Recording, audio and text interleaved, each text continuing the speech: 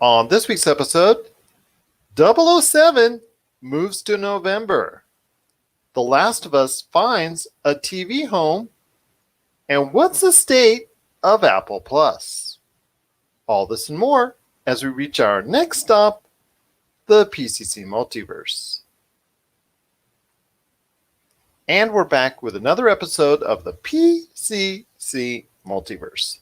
This is Gerald Glasser from Pop Culture Cosmos, Game Source, the Lakers Fast Break Podcast, and Inside Sports Fantasy Football. Thank you so much for listening to all of our great shows. But it wouldn't be a PCC Multiverse without my good friend. He's our own Ghost of Tsushima of Pop Culture Cosmos. You got to check out what he's doing today at popculturecosmos.wordpress.com. His awesome podcast, Topicocalypse, and of course his book, which you got to get right now at Barnes & Noble or Amazon. Congratulations, you suck. It is my good friend. It is Josh Peterson. What's up, man? Oh, just living life, not sucking as much anymore, but book sales are not great, So if you guys could do me a favor, go pick up that book, show it a little love, help me, boost my confidence a little bit. Would greatly appreciate that. Absolutely. You got to give, if they could only see you on video right now, giving that sad puppy dog face, trying to get more people to buy your book. And I do highly recommend it, just by the way, just regardless of the puppy dog look he's giving right now. Don't cry. Don't cry. Don't cry. Please, don't cry. But Ghost of Tsushima, the reason why I brought that up is because Ghost of Tsushima actually finally got a release date. And it's actually incredible that I did say Ghost of Tsushima for the fourth straight time just right now without blowing it. But I want to ask you this, my friend.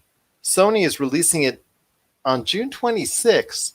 And this is something that, again, goes back to what I think is kind of a little bit misguided on Sony and PlayStation's part about throwing all the stuff out there at different points of time this year, other than saving it for PlayStation 5. And yes, I understand that they're going to have to throw out a PlayStation 4 version of many of these games that they're going to have at the same time they release the PlayStation 5. But a beautiful game, or a beautiful looking game like Ghost of Tsushima, would really look nice as a debut game on that console. I just don't understand why that they're going ahead and pushing it on June 26th, when you and I both know, for the most part, June and July are some of the weakest points in time for video games during the year. Yeah, I hear you. I mean, it does look bad, but here's my thought on it, right? Is the fact that it was not developed to be a PS5 game. And I know they're going to do some kind of up-res function, or they're going to upgrade it, or it would be my hope that they would, but I don't think it was developed for the PS5. So if it was specifically developed for the PS5, I could totally see them making that a launch title, but I don't think this is one of like the last games that was created exclusively for the PS4. So they're trying to push that out. That way they'll probably have it at launch. They'll probably have a PS5 version of it. At least that's my prediction of what's going to happen. And if you have it on PS4 already, my hope would be that they would, offer you that free upgrade. But it's Sony, so who really knows? I think they're going to have to, because Xbox has already set a precedent, and also what the guys that are CD Projekt Red is doing that with Cyberpunk 2077. I think isn't that what really kicked off, or was it Xbox? I'm not really sure, because both announced it around the same kind of time frame. Yeah, no. So CD Projekt Red had announced that they were going to do that, and then that was kind of something Xbox promised to do at E3, though, wasn't it? If I remember correctly, they had. Probably. I'm pretty sure you're right on that. But yeah, that sounds like something Xbox would say, like something Phil Spencer would say, who heads up Xbox. He's a good dude. He is a good dude. So it seems like something he would do. And then if that's the case, that puts the ball in Sony's court. And to not lose favor, because as you remember, the E3 way back when they announced the PlayStation 4, it was their smart last-minute thinking on the game sharing video that they did. That pretty much to me, and pretty much to a lot of other people as well, really thought that was a benchmark moment for the console battle between those two, was that period of time so early on making a defining statement. And if PlayStation does, goes against that as far as having to charge for upgrades from PlayStation 4 to PlayStation 5 upgrades, that to me is a missed opportunity that I think they'll suffer from. Yeah, I agree. Here's the big thing is that Sony's kind of going into waters that they've never explored before, right? So they finally gave in, did the cross console play. Now they're going into this new generation of consoles, promising that this one is backwards compatible. How far back it goes, we still don't know anything about that. They're also so do you I mean, this is hard because is part of this new like face that Sony's showing, is that going to involve them uh doing stuff that like that, because they've always been about the dollar signs, right? Whereas Microsoft they are behind in the console race, so they're more willing to give the fans what they want. But Sony is, and especially it depends too on the price point.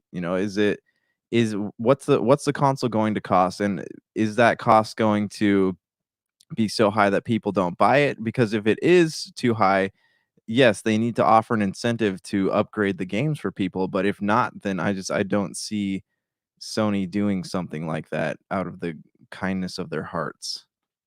Well, let's wait and see on that. I still think that they're going to have to because, again, the ball's been put in their court and they've been backed into a corner on that issue. So it's something that eventually they're going to have to speak out on. And, the leave it up to the developer to do so is already going to be hard for a lot of developers to try and do something that I know they would want to do and price it and make a cost for it and extra charge and things of that nature, aka microtransactions, which you and I both love so much. Facetious. But anyways, I will say this is that I think that Sony is going to go ahead and do the right thing when all it comes down to it. And I think most of the developers will as well, because ones that don't are going to get a severe PR backlash from it. Oh, for sure. But just for a quick second, can we talk about how beautiful Ghost of Tsushima looks? Well, that's exactly my point. It's an outstanding looking game. It would have been perfect as a debut game for the PS5. Yeah, but I'm also wondering, does this have anything to do with quarter sales, right? Because the new consoles aren't coming out till December, and they kind of need something to keep them afloat. So it might have had something to do with sales too. But I want to get back to the gameplay on this game for a minute. It looks stunning. It absolutely took my breath away. I remember seeing the first demos at E3 a couple years ago. Beautiful game, but just seeing this story trailer that they put out today, oh my gosh, I cannot wait to get my hands on this game. The combat looks so fluid. There's nothing clunky about it. The soundtrack sounds amazing, and you've got this story that I'm already attached to the character. I don't know about you, but I am crazy excited about this game. I am as well, my friend. I think we've said this before. It looks very good. I was like, okay, it's a pretty game, but how much substance is into it? Then I got to see more and more of it over the past year or so, and I think I'm almost to the point where you're at now on the level of excitement. I'm really interested to see what going forward, what they have planned for Ghost of Tsushima. I'm just not sure in the best interest commercially for the game's success that releasing it on June 26th was the right answer. What are your thoughts out there on Ghost of Tsushima? Are you going to pick it up in late June, or are you going to wait until later in the year, or maybe not at all because it's just something that you're not interested in? I think you should be, because if you take a look at all the great highlights of it and the great trailers that are out there for it, I think you'll be pleasantly surprised on how good Ghost of Tsushima really is. Let us know, popculturecosmos@yahoo.com. Well, we got a great episode, a little bit farther in our intro there, but Ghost of Tsushima is definitely worth talking about. Wanted to give everybody heads up that he's back again. Rob McCallum is back to destroy our podcast once again, talking about all the great things that are going on with Action Figure Adventure. Plus, also as well, he's going to be talking about Apple Plus. Him and I are going to talk about some of the things that have gone right and some of the things that are not gone right for Apple Plus in its first few months of existence, where it stands, and how good the future looks for Apple Plus. Is it still as shiny and rosy as it once thought of, as Rob once thought it was going to be back so long ago when he thought it was going to really dominate the market? Does he still think that way? He's going to stop by here in a little bit to talk about that. Plus, plus Josh and I are going to be talking about the Final Fantasy VII remake demo. How's that playing out? Taika Waititi has a new project we're going to be talking about as well, real quick. And The Last of Us as an HBO series. We're going to be talking about that on the back end as well. But first, my friend, two big things as far as movies coming out. One now, and then one that was moved to later. So the first one that's going ahead and hit right now is Onward, Pixar's latest movie, getting okay reviews, nothing elaborate because Pixar usually has a lot of great films and usually does a great job as far as quality and standards that they hold up. Onward is not exactly is faring as high, and it's not going to fare as high at the box office either, especially with what's going on with concerns regarding the coronavirus and all that. But it's still looking to do right around $40 million this weekend domestically, plus also gain another 30 to 50 million worldwide. So I ask my friend, you've seen the trailers. It's another Tom Holland, it's another Tom Holland voiceover along with Chris Pratt. Do you think those two have what it takes to make make another hit for Pixar? Yeah, I do actually. Like their talent that has not been fully explored in the animated realm.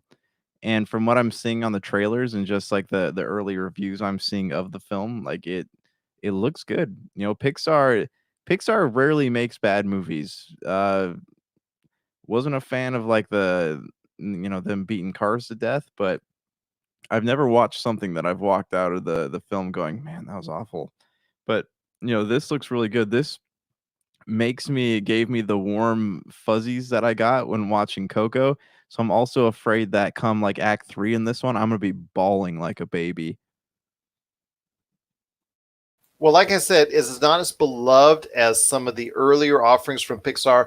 Not close to Incredibles 2 or some of the Toy Stories like Toy Story 4 even that came out last year, but still okay rated, right around 61 on Metacritic, and it does have a positive rating on Rotten Tomatoes. So and also it's the premier outing right now because the way back with Ben Affleck, I don't think a lot of people are going to be going ahead and see that because that's projected right now to do under $10 million domestically. So I don't think pretty much anybody out there is, even in March Madness, is willing to go see a basketball coaching story right now. So I'm thinking that Onward right now will do well long term, but it's in kind of a little bit of a question right now because it is probably the first major release that could be affected by the coronavirus long term.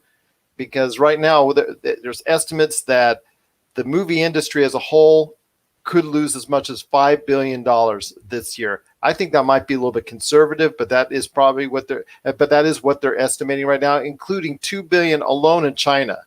So I ask you, my friend, and this goes into what we're leading to next with 007. There are some big decisions these movie studios have to make because a lot of these theaters around the world are closing down. Italy, South Korea, China, parts of Europe, they're all closing down right now and not being, movies are not being shown in those areas. And that's really affecting the industry and could affect the industry for quite some time. Your thoughts on, more movies like 007, which got moved to November? Could you see more of these movies happening that get shifted over because of it? Because this is something that is now getting to be really serious as far as an entertainment standard is concerned. Okay, I mean, I'll be honest, man. Like the whole like coronavirus thing is kind of wearing on my nerves a little bit. Is it going to affect the movie theaters? Yeah, probably. I mean, but like as I was saying earlier, like here where I live, I'm not really seeing that happen. I'm still seeing people out and about. People are at the malls. People are out in Huntington Beach. They're at the beach. They're driving on the freeways. I don't really see that. I feel like the lifestyle in the United States is not at the point where it could slow down for something like that. Overseas, yes, I guess Japan's shut down their schools for so many months, and Italy's got stuff going on too. They're not taking all the flights from the U.S. to Italy have been postponed or canceled or delayed or whatever it is, and Yeah, I mean, they're taking all the precautions, but who knows, a few months from now, like, this whole thing could be it could blow over or it could be worse. We don't really know. It's hard to predict the future, especially with, with a health concern like this. There are But do also but do you see James Bond being the only major high profile movie to get moved? Do you see others like Mulan, Black Widow, Fast and Furious 9? Do you see any of those big names or something similar being moved because of coronavirus as well? no, I mean, I don't James Bond, do we even know that James Bond got moved because of the coronavirus? Was there Yes, a I like did. a Well, I don't know if the official statement, but pretty much everyone is leading into that as far as, and okay. it's also just by doing that, it is a financial risk for them because it is also being reported that they could lose anywhere from 30 to 50 million dollars because of the change in dates from April to November. So they are losing money on it. Now, mind you, they're going to probably be doing between 700 and $800 million, based off based off the Spectre, which is what the last movie was. If they do Yeah. anything near that, it's still, they're make a profit out of it, but still 30 to $50 million loss is it's nothing to sneeze at. Well, I Sorry, mean, pardon the pun out there. whatever the reasoning is for them moving it, whether it's coronavirus or not, I don't think that the film industry can survive not having movies go out in the summer because that's a big earning period for them, and I don't think that they can survive like a drought like that. So I don't see them. It wouldn't be in their best interest to move any more films, and I don't see them doing that. But then again, I'm not a market analyst. I'm not a doctor. I don't know anything about how that's going to play out in the future. But I don't see it being a smart decision for them. From what I do know about the film industry, I don't see it being a smart choice on them to push all these movies over to the fall instead of the summer. So you're not a doctor and you're not a market analyst. So you didn't stay at a Holiday Inn Express I'm last night. just a guy in a hoodie talking into a microphone. You didn't get that joke, did you? No, tell me about it. I said you didn't stay at a Holiday Inn Express last night. Yeah. Oh, those hotel commercials. Never mind. Okay, moving on. It's got to be right in there, and it just didn't do it. Yeah, I'm sorry, man. This one went over my head. Don't worry. Probably went over, yeah, my Well, I head don't too watch as well. TV anymore. I don't watch a lot of TV. I just watch streaming things, so it's hard Okay. for me to lock on to things like that. Well, we'll talk a little about streaming here in a sec. We're also going to talk about a lot of great stuff coming up on the back end of the program, including The Last of Us, like we were talking about on HBO. Taika and the Chocolate Factory. Taika Waititi could be getting involved with Willy Wonka, so that's coming up on the back end, and also thoughts on Final Fantasy VII. But I just want to ask out there if you have any thoughts on how these movies are being affected by the coronavirus. We've already seen 007 get shifted to November because of it. Are there going to be any more big profile names that you think will be moved? And should they be moved? Should Mulan? Should Black Widow? Should Fast and Furious 9? Should any of these titles or any others be moved to another point in time on the calendar due to the risks that could be out there or potential risks that could be out there because of the coronavirus and all that's going on around the world at this point in time? Share us your thoughts. Share us your thoughts on that. And also, if you went to go see Onward this weekend, popculturecosmos at yahoo.com. Also as well, Pop Culture Cosmos, Humanica Media, and Game Source on Facebook, Twitter, and Instagram as well. Well, coming up next, it's our good friend Rob McCallum from Rob McCallum Films. He's going to be stopping by to not only talk about Apple TV Plus, but also for a content creator, what is the process like with so many different options out there in both streaming, cable, and other television and film markets? He's going to talk about that, plus also an update on Action Figure Adventure itself. He's coming up right after the break. This is the PCC Multiverse. And we're back to close out the show. This is PCC Multiverse. My friend, I want to talk real quickly because we got a few minutes left. The Last of Us as an HBO series just got announced today by Naughty Dog. I'm so excited. The Last of Us, which you and I could tell just because of the fact it was such a great game and had such just a immersive story of the apocalyptic nature and all that. It's a zombie tale, but it's not a zombie tale, but it kind of is a zombie tale, but it's kind of not a zombie tale. But it tells many of those same aspects. It's like, for me, it's like The Walking Dead, but what if The Walking Dead got it right continuously for all these years? And it hasn't, because The Walking Dead, people talked about how it's went off the rails and it's really not kept the kind of quality that it should, although it's getting a little bit better now. The Last of Us keeps telling a story, and it looks like hopefully with Last of Us 2, we'll continue that story that really just keeps you immersed as far as an apocalyptic nature is concerned. So I want to hear your thoughts. It looks like now that there's going to be in development for HBO as an HBO series. Does this get you excited about having The Last of Us come to HBO? Okay, so I'm in a very small crowd that has never played the game before. I know, right? Like I've listened to the soundtrack and I've had people constantly tell me it's such a good game, such a good game. I'm one of those people who the more you hound me to watch something or play something, the less I want to do it. And it's my rebellious nature, man, you know. Okay, don't play it at all. Don't play it at all. Yes, okay. Well, now I'm gonna go play it. Jeez. There you go. That's what I want. No, it's on my queue. I just haven't had a chance to sit down. It feels like one of those games where I really need to I need to take like 5 hours and just sit down and play as much of it as I can. And I haven't done that, and haven't had the time to do something like that, but I want to. Anyways, back to the HBO show. Yeah, I can totally see them making a thing out of this. How many seasons is it gonna be? How long is it gonna be? Is it gonna be something that they're going to beat to death like The Walking Dead? If that's the case, I'm not interested. But if they're talking about like a 1 to 5 seasons, yeah, totally. I'm totally interested in something like that. But That's what we're seeing now is a lot of shows getting preempted or their run getting stopped after 3, 4, 5 seasons. Oh, The Magicians, which is doing really well and one of the few cable successes that's out there, that's ending after 5 seasons. So you see a lot of these shows. Yeah, because there's only like it's a 5-book series though for The Magicians. That's why it's coming to an end. But yeah, I'd be interested in something like that. I don't like Supernatural ran on for 9 seasons. Walking Dead is what on its 10th, 11th season, something around there. Like I can't. I don't have that much time to devote to a story. You know, that's why I like books. I can read them, close them, put them in my shelf, go back to them at some other point if I want to, but I don't have to constantly go, when's the next book coming out? You know, it's like that's not. I like compressed stories, is what I'm trying to say. So that's what I hope that Walking Dead would be, because if they expanded it beyond that, I just don't see that being a very good marketing move for Sony. But what are your thoughts?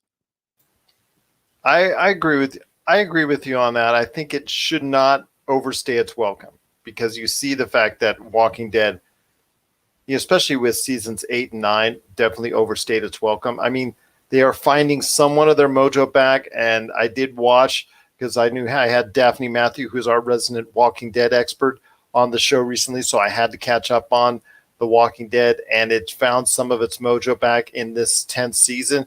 But yeah, to me, I don't think it'll ever get to the point where it once was, especially the fact that after they killed off Rick Grimes, it just doesn't have that je ne sais quoi. And now that you're losing Denai Guerrera, and that's going to be another major hit. So Michonne's going to be gone. Rick Grimes is going to be on. Those are 2 of your major characters. Fear of the Walking Dead. You got Lenny James. That's on. There's his life is in peril at this point in time as you ended that season. So he's not even on the show, and he's another long-running character within the Walking Dead universe. So it's hard for me to go ahead and stay invested in The Walking Dead at this point in time. Plus, like I said, they did so many things to drive off casual fans like me, and I'm hoping that wouldn't be the same case for The Last of Us. But they do have a great foundation for a 3 or even a 4 season run of maybe 8, 10 episodes. If they kept it short, like what we're seeing from most streaming series now these days. I mean, the Hunters is only 10 episodes. The Boys was only around 10 episodes. I mean, we're seeing a lot of these series now that are limited run series. That would be a great thing for The Last of Us, because I could really get into that if it's like 2, 3 seasons, 4 seasons of nothing but 7 to 10 episode runs where it tells a story about Joel and Nellie and all that, what's going on with them and how they grow as individuals, especially in what happens in that kind of environment. I could see that happening, but again, I don't want it to overstay its welcome. Yeah, I mean that's how I feel about most shows and even movies that kind of like, the franchise goes on and on. That's how I feel about Star Wars right now. So I'm hoping I don't later on, but we'll see. Yeah, no, I agree, man. I'm interested in watching it. It seems like a really cool world, especially my hope would be that they would involve Naughty Dog on it, the people that originally wrote the game. Like that would be my hope. But again, it's all about the budget these days. Well, And I think also, they tweeted out there. Naughty Dog did, so I think Naughty Dog is going to be a major part of the production process. so let me go back to the coronavirus thing. Do you think that that's in good taste to put a show like that out right now? Well, that won't probably come out for what, another year and a half. But that's a good point. I don't think I would put it out right now. But then again, Contagion is at or near the top. The movie Contagion from 2010 is at or near the top of Apple's movie list. So you tell me, my friend. Maybe it's not in good taste to put out right now, but it's not going to come out for a year and a half anyway. So I mean, just started. The announcement just came that they would be going into some type of development with it. So they haven't even found, I guess, the major particulars, stars, directors, things of that nature as of yet. So I would probably not say it would be a reality until the fall of 2021 at the earliest. But I agree with you. Putting it out right now, I would probably delay it just because.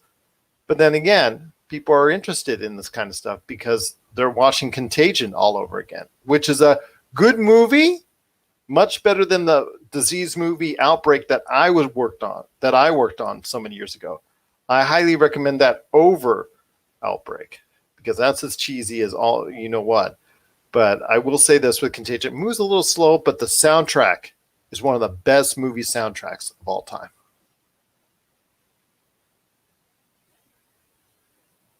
I remember seeing a trailer for that movie and I never got the chance to watch it, though I really wanted to. So it's maybe I'll go check it out. I World War Z, like I still watch that movie like probably once every few months, and it's a really great film. So Yes, I've seen that 4 times, 5 times as well. So yes, it's so well done. It's such a well done film. and of course they couldn't get the financing to make it at the last minute. The production fell through on it. What a shame for Brad Pitt and all that. So Yeah. Brad Pitt and I hope they revisit that someday. well, I hope they do. I hope they do as well. But yes, Contagion is doing well in these bad times. I don't know if that's a good thing or bad thing. I'm not. I mean, I would rather say that's probably a bad thing at this point in time because obviously the real world effects by it with the coronavirus. But yes, getting back to The Last of Us. Yeah, The Last of Us would make a good HBO series. I think it will. I mean, like I said, at the earliest would probably be fall of 2021, but maybe even 2022. So at least the fact that it's in development and that they announced it through Naughty Dog is just even makes it even better. So it looks like Naughty Dog will have a great hand in The Last of Us. And I know from what I've seen in interviews with Druckmann and the people responsible for The Last of Us who took over the Uncharted series after the demise of Amy Hennig and how she was ousted from Naughty Dog, who was the original creator of Uncharted, and how they took over the Uncharted series. But they were really involved with The Last of Us, and those was it Druckmann and the two guys responsible for The Last of Us. Just from seeing and their interviews and whatnot, I have a feeling that they're really invested in The Last of Us as far as an HBO series. So I think they're probably delighted and very keen to get their hands involved in this as far as from a production standpoint. What are your thoughts out there on? Oh, go ahead. I just I hope that it would do the game justice because like we've been talking about, right? That we're in this weird new territory where video game films are actually doing well, and The Last of Us is a very risky property because of how popular it is. It'd be the same thing like if they were to make like a live action Mario series or Zelda series or something like that. Like it would have to be done right, or else there's going to be a lot of angry people, and video game movies will just go right off the deep end again. Yes, absolutely. So what are your thoughts out there on The Last of Us becoming an HBO series at some point in time down the road? We're excited for it as long as it doesn't overstay its welcome and they try to go ahead and, as Josh says, or has been saying, and actually, what you can do in The Last of Us, beat it to death. As long as they don't do that, it should be something really that a lot of people should be looking forward to as a series coming up down the road. Two more things before we head on out, my friend, and that's Taika Waititi. He's one of the busiest men in Hollywood out there, my friend. He just said yay. He just said yes to Netflix on not one but two animated series based off of Willy Wonka and the Chocolate Factory. I wonder if you did you hear about that? So I had read something about that. Like I saw all these pictures of him from What We Do in the Shadows, and it said Willy Wonka beneath it. So that was confusing. So I clicked on it, and yeah, apparently he's making it, and which is fine because I can actually really see him taking on a property like that, especially with like the quirky characters that are in that. And a lot of people don't know this, but the original book by Roald Dahl, it's Roald Dahl, right? If I remember the right, yeah. The original book by him was like it's a very dark tale. Like it was twisted. Yeah, the characters were funny, but they weren't so much funny as they were deranged. So I can see Taika Waititi, you know, doing something great with that. The first one is going to be Charlie and the Chocolate Factory, which it's based off of. So it's Charlie and the Chocolate Factory. And then the next one is going to be Oompa Loompas.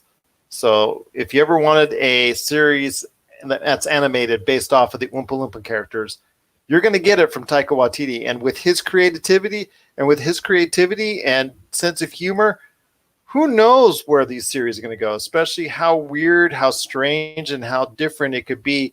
And like you said, it's going to have to show a dark side that maybe people are not as familiar with if they watch, if they've seen Willy Wonka and the Chocolate Factory, they've seen those movies because, as you said, the books get much darker and deeper into it. And I think that's what they're probably going to, I think that's what Taika is going to have to do in order to go ahead and truly represent the book, to show a different side from what we've seen before with Charlie and the Chocolate Factory, and also the Oompa Loompas as well. What are your thoughts out there on Taika Waititi and not one, but two animated series off of Charlie and the Chocolate Factory? What are your thoughts on that? Share us your thoughts. popculturecosmos@yahoo.com. Well, it's been a great episode, my friend. Cannot thank Rob McCallum enough for stopping by on today's program, sharing his thoughts on Apple TV Plus, plus giving everyone an update on Action Figure Adventure. Before we head on out, my friend, did you see the highlights of what's going on with Final Fantasy VII? A lot of people excited for the remake. The demo came out. This week. All 7.5 gigs of it. Pretty hefty for a demo. But if you get a chance to check out our action that Jamie Monroy posted, aka Darkside, or aka Degenerate 08, he stopped by Game Source and went ahead and actually filmed about 45 minutes of it. He recorded about 45 minutes of it. It's available on our Game Source platform on YouTube. So did you get a chance to take a look at Final Fantasy VII's remake demo that's out there, all 7.5 gigs of it? I was in and out of it. I've seen videos of people playing, and I've seen Midgar looks really cool, and I love to see the character animations look really neat. It is something that I did want to pick up, and I had Brian Wegner from the Super BS hit me up about it, and he said that it's amazing. So anything that he gives high praise to, like, I kind of trust. So yeah, I would like to play it, and it looks beautiful, and I love that game, so I'm kind of excited about it. So I'm hoping to get some time, maybe on a Sunday night or Monday sometime. What are your thoughts on it? It looks good, man. And obviously, it's one of the most recognizable games of the last 25 years. I mean, its place in history is not in question.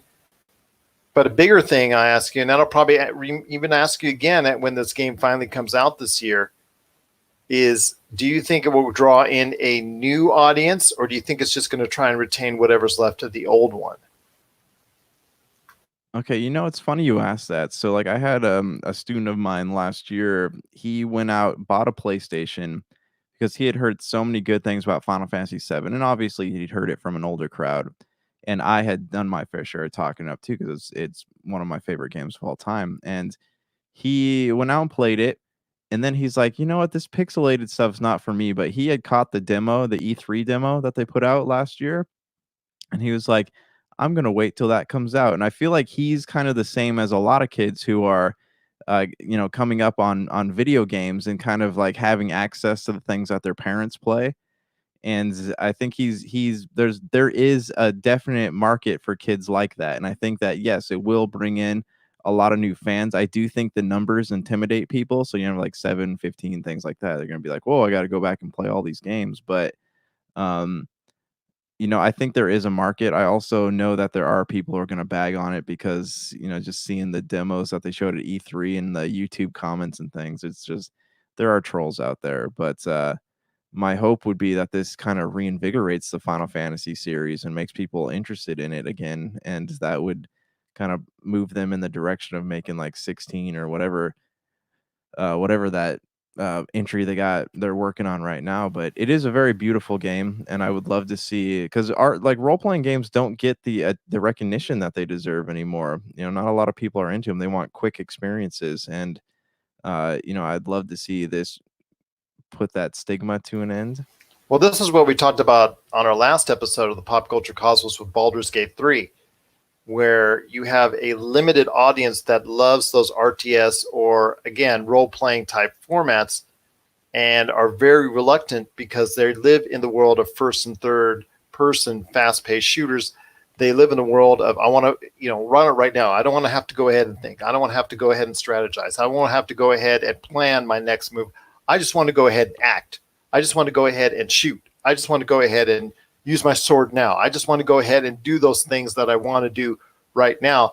And if you check out the action on our Game Source YouTube page with Jamie Monroy providing the action, and we cannot thank him enough for doing so, you will see that yes, there is some strategy involved as far as where you want to go and what you want to do, especially when it comes to attacks and all that. But at least they try to do a good job of blending it in so it creates more of an environment that you want to go ahead and do it. Similar to what we're trying to see with Baldur's Gate 3, where it's really trying to bring you in, and those players that are not used to that type of format, try to draw them in as well. And Final Fantasy VII, I think, is got a great enough name that it's going to be bringing those people in who are not normally interested in that type of genre. So I agree with you. It has that name. It has that cachet, being one of the most famous video games of all time, that it will bring in at least initially a marketplace that's both your age, my age, but also as well younger than you, like the students that you teach. It will also bring that audience in as well, at least in the short term. I don't know about long term, but I think the Final Fantasy VII remake as a whole will do well overall. And I think by the end of the year, it'll be one of the PlayStation's biggest selling games. Yeah, I hope so, because Final Fantasy, unlike most games, really does have the power to cross generations, right? Because it's been around for so long. There are people who have been playing Final Fantasy since the first one came out in it was like the early '80s, or was it in the late '70s? I don't remember exactly, but when that first one dropped on the Nintendo, or yeah, on the Nintendo, the original Nintendo, like that was a big moment. And now that game has been around for so long. Like, even someone like me, born in '88, grew up in the '90s playing video games, getting my hands on Final Fantasy VII as my first one. Like, this is a franchise that really does span across time and generations, and it would be really cool to see this, unite the old and the young together in the same game. Well, if you're not sure, give the Final Fantasy VII Remake demo a try. It's available now in the PlayStation Store, or you can check out, again, all the action on our Game Source YouTube page, courtesy of our good friend Jamie Monroy. But, if you go ahead and watch it, or you go ahead and give it a shot on the demo, please make sure please make sure you have lots of space, because it does take up 7.5 gigs, just to let you know once again. But the game itself as a whole comes out on April 10th. So we're looking forward to that, looking forward to the reception, looking forward to the type of audience. We think it's really going to do well, and we hope you get a chance to revisit Final Fantasy VII when it comes out in full on April the 10th. What are your thoughts out there on the Final Fantasy VII Remake and the demo that just came out this week? Share us your thoughts, popculturecosmos@yahoo.com. Does it get you excited for the game in full that's coming out in April? Please let us know on Pop Culture Cosmos, Humanica Media, and Game Source on Facebook, YouTube, and Instagram as well. Well, my friend, it's been a great episode. I cannot thank you enough for being a part of it as always. We're going to be tracking just how well Onward is doing this weekend at the box office. It's very important to see how that's, obviously with the big issues at hand, how that's going to track at the box office this weekend. Any last thoughts on the way out?